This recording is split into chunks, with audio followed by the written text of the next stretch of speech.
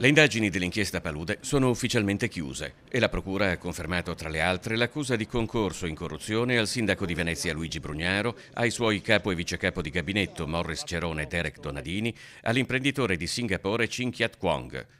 Chiusa l'indagine, si attendono nei prossimi 20 giorni le repliche delle difese. Questo filone dell'inchiesta ruota attorno alla trattativa di vendita dell'area dei Pili, 41 ettari tra San Giuliano e Porto Marghera, accanto al Ponte della Libertà, acquistati nel 2005 da Brugnaro, allora semplice imprenditore, come unico partecipante di un'asta del demanio per circa 5 milioni di euro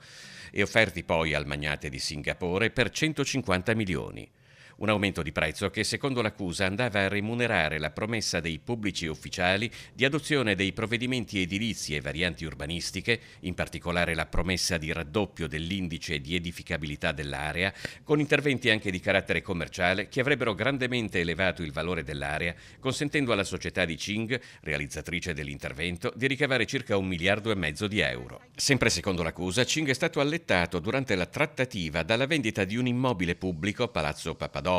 ex sede della polizia locale, il cui prezzo è sceso da 14 a 10.800.000 euro. Brugnaro è stato eletto per la prima volta sindaco nel 2015 e dal 2017 la sua holding di imprese Porta di Venezia, che detiene anche la proprietà dei Pili, è in blind trust. Ora la parola passa alle difese.